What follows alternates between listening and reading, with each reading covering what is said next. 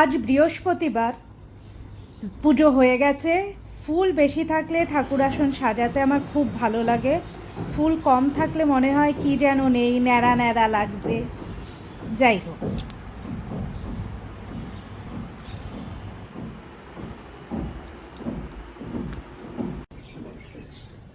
শুভ সকাল বন্ধুরা। এখন বাজে বাজে বাজে 11:15।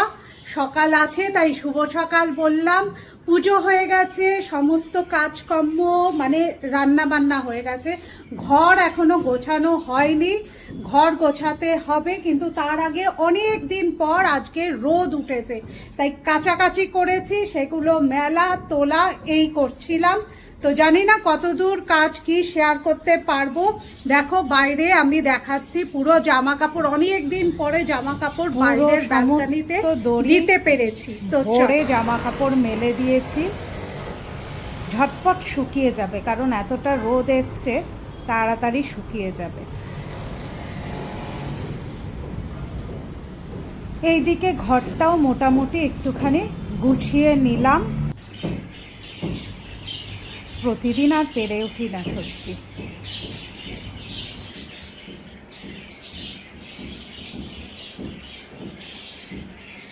অনেকক্ষণ পরে তোমাদের সামনে এলাম।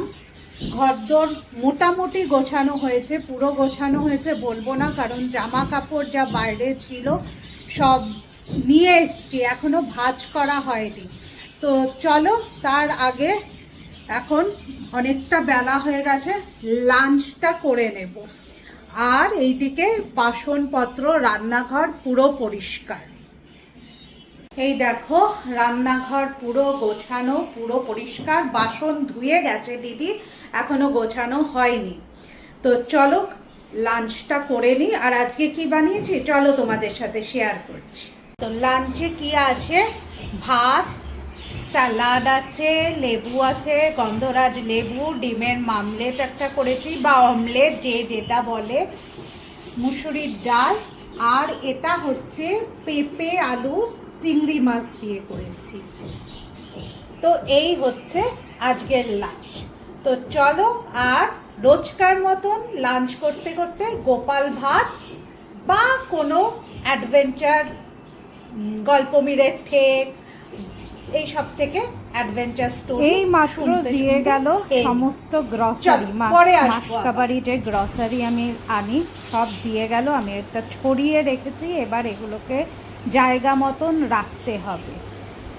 তো এখানে জিরা, হলুদ যা লাগবে, এটা ভ্যানিলা এসেন্স, একটু কেক টেক বানালে কাজে লাগে। চা পাতা আমার এতেই 1 মাস চলে যায়, কারণ আমার হাজব্যান্ডই শুধু চা খায়, আমি কালে ভদ্রে একবার।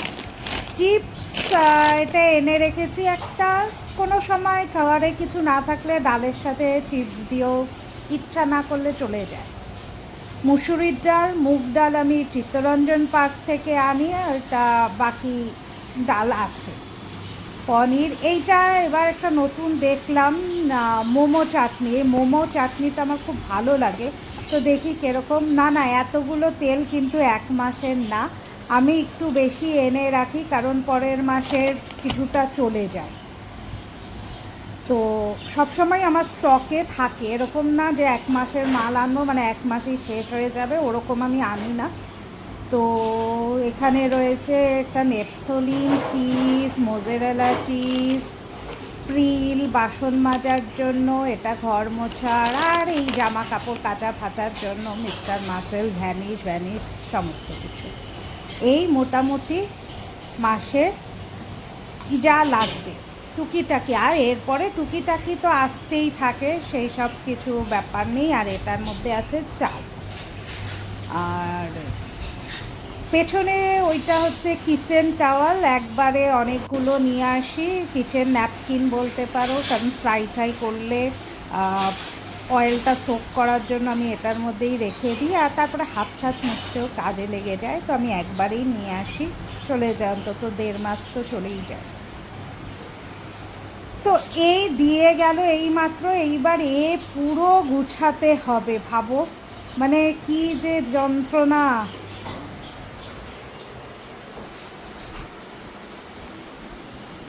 চলো অনেকক্ষণ পরে আবার তোমাদের সামনে এলাম। এখন 7:30 বেজে গেছে, পড়ানো শেষ হয়েছে, একদম টেবিলের ওপরে ভুর হয়ে রয়েছে বই খাতা, রাখবো তার আগে ভাতটা বসিয়ে দিই।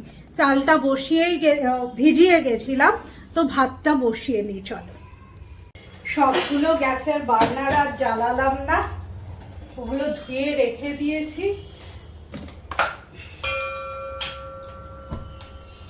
জলটা ফুটতে থাকুক, আমি বাকি কাজগুলো করে।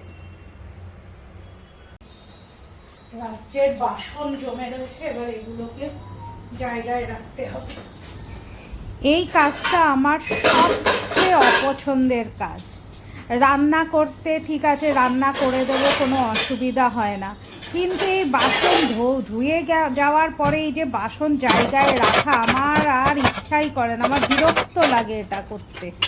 তো কিন্তু কিছু করার তো নেই, সব কিছুর জন্যই যদি কাজের লোক রাখতে যাই তাহলে তো অসুবিধা, তাই জন্য এগুলো তো নিজেরই রাখতে হবে। কিন্তু এই কাজটা করতে আমার সত্যি বলছি একদম ভালো লাগে না, বাসন গোছাতে আমার একদম ভালো লাগে না। হ্যাঁ, ক্রকারি গোছাতে বলো, কাচের জিনিসপত্র তোমার ঘরের কোনো জিনিসপত্র গোছাতে বলো ঠিক আছে, কিন্তু এই রান্নাঘরে স্টিলের বাসনপত্র গোছাতে আমার বিলকুল ভালো লাগে না। কিন্তু কিছু করার নেই, ভালো না লাগলেও মেয়েদের অনেক কাজ করতে হয়, না বলার কোনো স্কোপ বা জায়গা নেই। আর যেখানে তুমি একা থাকো সেখানে তো আরোই নেই। এক এক সময় অনেকে ভাবে যে একা থাকার কি আনন্দ, কি নিজে একসাথে আলাদা থাকে, মানে বাইরে থাকে, কোনো অসুবিধা নেই, নিজের ইচ্ছা মতন চলা যায় না গো, সেটা শুধু ভালো লাগে কিছুক্ষণ সময়ের জন্য। যাই হোক, রাতের ডিনার টিনার সব হয়ে গেছে, এখন চাল ভিজিয়েও দিলাম কাল সকালের জন্য। রান্নাঘর পুরো পরিষ্কার করে নিয়েছি, আর ব্লগটা বেশি বড় করব না, কারণ বড় করলেও দেখার তো সেরকম কেউ নেই, তাই বড় করে লাভ নেই। তো চলো আজকের মতন টাটা, গুড নাইট, ভালো থেকো সকলে, দেখা হবে পরের কোনো এক ব্লগ।